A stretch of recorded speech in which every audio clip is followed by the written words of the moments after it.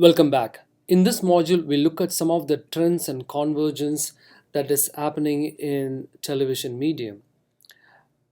In the previous class, we discussed about the evolution of TV and the importance of audiences. And this, we are going to look at more about the content and how so much of technological changes are happening in the field of television industry. So basically, this is going to be only about the trends of television. And as usual, I want to talk to you about my favorite cartoon, He-Man. If you ever get a chance, try to watch it. And I cannot possibly explain how happy I used to be when I used to see my favorite um television hero. I think they also tried to make a movie but with Dolph Lundgren, but I think it was not that well received by the audience because there are certain things that works only in animation. Anyway, let's get move started with this class. I think we discussed about the age of television, but around 1950s, there was only about 9.2% of the household which had access to television. But by mid 1960s, almost 92.6% of household had access to TV. And we discussed about how it impacted politics. We discussed about we in this I want to discuss about how the television networks played a crucial role. NBC, CBS, and ABC, they pretty much dominated the early television broadcast. Everybody brought in news, everybody brought in so many programs, and one of the staple diet of television programming is the late night talk shows. And one such talk show legend is the one that you see here is Johnny Carson and Steve Martin. And Johnny Carson was considered a legend in late night TV circuit, and he pretty much set the trend of what the concept of a late night talk show should be. And then you have several people. I think right now, I think Jay Leno just retired. I think right now we have Conan O'Brien, and one of my favorite guy used to be Craig Ferguson. He used to do the late night talk show, and he was such an amazing guy. He had a very good humor. I think very few people get it, but he's very good. He's not doing anymore. And there are a lot of other players right now in terms of the late night talk shows where it's got a very good rating and wide reception across the country. And late night talk shows only that can be seen only in the United States. Not It is not that very popular format in other countries around the world. I think that's a concept that's only flourishing and doing good only in the United States. So ABC, CBS, NBC, they pretty much dominated the industry. They also called the big four ABC, CBS, NBC, and Fox because they have so much of viewership base. They are called the big four. And this program, MASH, is supposed to be one of the most watched and highest single rated television episode because I think again episode serials and soaps, I think people relate with that better. And this is supposed to be the most watched. I think till date, I think nobody has ever come close in terms of to break the record of a single television episode. MASH. Remember seeing this a couple of episodes. I was a big fan of this, and I also like picket fences. I don't know, you must be familiar with this. So one of the things you also need to remember is television is not produced only for the US market. So what is being produced in television is exported globally. And for instance, whether it's Mickey Mouse or Donald Duck or any other Santa Barbara or Dallas or The Bold and the Beautiful, everything, or Xena the Warrior Princess or Hercules or anything that you can think of in television, it's just not produced for this country but also it's exported globally. And that's how they make the money. Looking at ancillary rights, we looked at that in movies, we looked at subsidiary rights in books, and television also does the same thing. They just don't want the show to be broadcast once and be done with it. They like to cash on how to make more money by also pitching it for other markets by dubbing it, and also kind of marketing it in other countries as well. This is how they think of making more money, and that's how I was able to watch MASH 15 years back. And as I told you, watching these episodes is also directly proportional to the money that's involved in making. And this is achieved by the rating system by Nielsen. And Nielsen has these things in place where people will be able to understand the how much of reach a program has. For instance, in the website they regularly publish, this was for this last month, where from June 1 to June 30th, they had, these are the top famous advertisement. What they do is basically, you might wonder how it's being done. What they do is they actually pick up people and ask them to remember or recall some of the ads that they've seen in the recent past, and based on that, I think they've tabulated this column where Taco Bell brand about for the NBA finals ad length, and it was about 15 seconds, and brand memorability ratings about 225, and Bears hugging tissue in living room, and Charmin bathroom tissue is the brand, and McDonald's has done stuff on a road trip, and that's supposed to be a good one, I believe. And these are some of the popular brands and advertisements that people were able to recall in between the period between June 1st and June 30th. And not only that, they have many different categories like Prime Broadcast Network TV and cable network, and these are some of the popular programs. America's Got Talent has got a good rating, about 7.4. Not even anything is coming close by.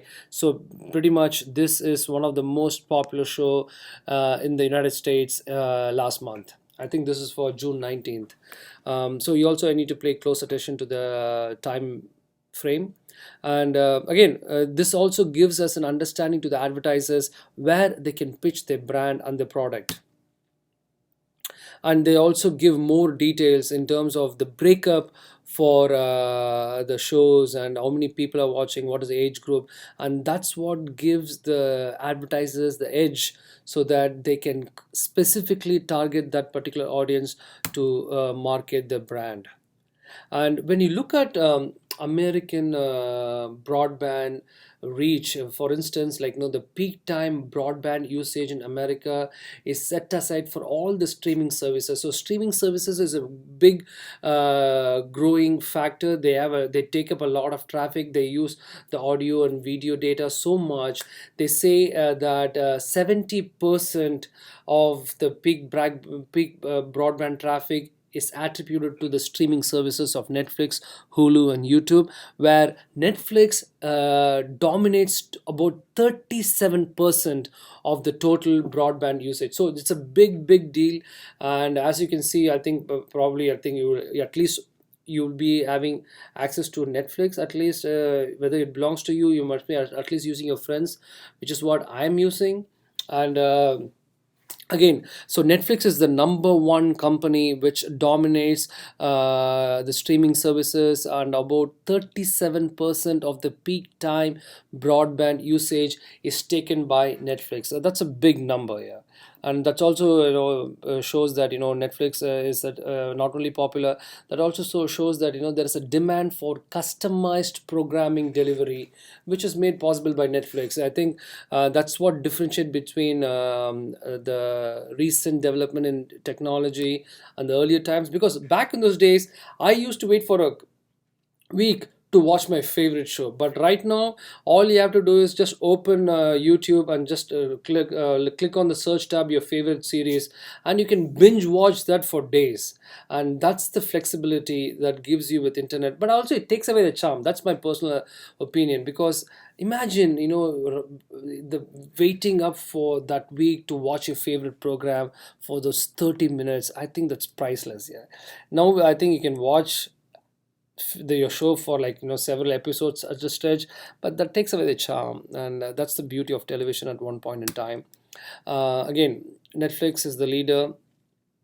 And looking at the way things are going, a lot of channels like ABC, CBS, and NBC, they're not only broadcasting their content using the traditional television format, but also pitching their same content through YouTube and other online platform sites. In that way, they make money as well.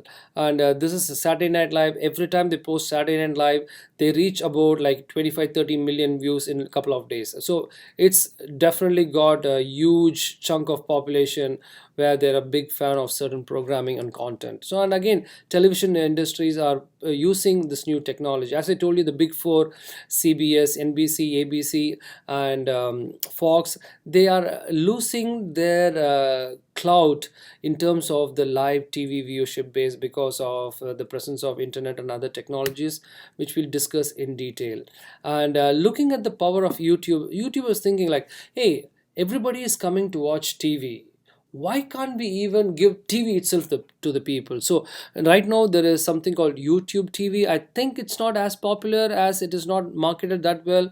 So you can watch all your television channels like ABC, CBS, NBC, and Fox, and VTV and Animal Kingdom and Discovery and lots of other channels, just like a regular TV. But it comes with a price. I think for $35 per month you can have about 6 accounts, which means 6 people or 6 family members can use their stuff on various platforms. And this seems to be something that YouTube feels will be well received by the audience. I think right now, I think it's not as very popular as they thought it would be. But if you look at the YouTube TV Live, it has got 3 sections. One is the live TV, where it just works like a regular TV, but I think it works through an app where you can watch the live ABC, CBS, NBC, or any other TV. And there's something called library, where you can record any programs that you want. Just a small tab at the top of every program where you have to click it and it records, and you can watch it at your own pace at some point as library. And then the regular home, like any YouTube home page, where you can have access the ton of trending television programs or stuff that is popular on internet. So again, YouTube TV again was very significant, because they also wanted to get away from the traditional television viewing patterns, where people have to sit in front of TV during certain point in time, during certain point of the day, to watch their favorite programming content. But right now everything is at the touch of your button, and it's also content on the go. And that is how the future is going to be. And this is what precisely is kind of troubling the big four television industries, because they have so much viewership base, and they're a little worried about the way things are shaping up, because of so many changes that's happening in the field of the internet, and how technology is affecting delivery. And this is what because imagine they're charging about $4 to $5 million for a 30-second spot for a Super Bowl ad. And if the internet is going to take over the way the people are watching and how the consuming pattern changes, they will not be able to demand so much of money for the content that very few people are watching. So it's all about getting the attention of the people, and it's all about how technology is also affecting television. For instance, t-commerce is something that the television people are looking at, how the industry can make money in the process. For instance, The Biggest Loser is one of the famous programs, but when you watch that content on television, you also have access to what are the stuff, what are the diet patterns, what are the medication, what are the pills this contestants are taking, and how it has helped them reduce so much of weight in such a short span of time. And how you also will be encouraged to kind of buy the product. And this is how they are trying to connect with the content and with the audience. And this is something that is kind of gaining momentum, but it's yet to take off. And also they're able to give personalized content for the people as well. I think what they did with the voice program in Holland is people will be able to interact with their favorite candidates and favorite people, singers. And this is how they're trying some terms of incorporating technology into the television as well. And again, you are able to deliver personalized content as well. Since your watching behavior is like that, maybe I think you can watch something like this content just like how Netflix does. And they saw something that is being done as an experimentation in some parts of the world, but it's also gaining momentum. For instance, something called the context. For instance, you'll be watching a show and suddenly you want to know who the actor is, and you want to know about how many movies he's acted prior to that, what are the current projects, and what are the stuff that he's does. So there is so many things that they're trying to kind of have an interface to interact with the television medium as such. And those are some of the things that is still very much in the pipeline. And another one important thing that's also kind of on the rise is called EPG, which is nothing but the electronic programming guide in cloud. And again, this takes the beauty of television, because we have certain things being broadcast during certain times, but what happens is with cloud, even if you come like 1 hour late and the television is already started, so you can go back and access that particular program. And again, that kind of takes away the value of television as the beauty of television, but this is what technology is doing. And again, even with regular TVs, you can at least start from the beginning, not only go back like 2 or 3 hours back. But right now, I think I have at least used some of the features where one of my favorite movie has started, but I can be able to watch it from the beginning. So the EPG in cloud is something that is going to be the in thing in the days to come. And the other is important aspect is, oh, so much of technology changes has happened. We looked at all the Westinghouse TV from the 1950s, how it was so huge, and you had two little knobs on the side where you can adjust the contrast, and then only one channel is available. Right now we have like literally hundreds of channels on various topics that you can think of. For instance, take for instance DVR, which is nothing but digital video recorder, which was introduced during the 1990s. When people were able to not able to watch television, they can record the television favorite television programs, and they can watch it at leisure, which is also called the time shift television viewing pattern. And this has considerably affected the live TV viewership base. And again, it has been such a great boon, because we don't have to sit through tons of ads just to watch a favorite program, and you'll be able to skip through the ads and watch your favorite content because of DVR, which is great news for the audience. But it's bad news for the television industry, because imagine how can they then claim to the advertisers, "See, so many people are watching it," but now they're not able to kind of create that kind of demand. But Nielsen also now is saying, oh, we are also able to track even the DVR usage pattern of people, and thereby that can be also included in the rating system. Thereby they can sell that potential audience to the advertiser. So this is how they are also trying to kind of work around with the use of technology. We are also looking at 3D televisions. We are looking at ultra high definition 4K resolution TVs to give us like real life pictures and images that fascinates us. We are talking about smart high definition television TV, where we are also incorporating the use of various apps like Netflix, Hulu, Amazon, able to do Skype and all the other features which are in other platforms. So TV is becoming more like a large screen computer, and that's what the reality is. And again, there are a lot of other things. People are also trying to work a way where they're trying to get rid of remote as a gadget. Is fascinating. Imagine with just a touch of a button you can flip through like hundreds of channels without even getting up and changing the channel. But they're right now looking at incorporating sensory feature into remote as such. So all you have to do is you have to either talk to your TV or shake your hands so that it can move to the next channel. And this is something that is also currently being used, and it's people are getting used to this kind of new way where they interact with their television sets. Bye bye. Well, again, these are some of the fascinating things that's happening in the field of television because of convergence, where convergence is nothing but the melding of the communication industry, the computer industry, and the electronic industry, making it all these things possible, which was not possible few years back. And it's all because of convergence. And we have definitely seen some of the important things that has happened in the field of television. So I'm going to post the details on D2L. Please upload your answers at the earliest, and I will see you soon.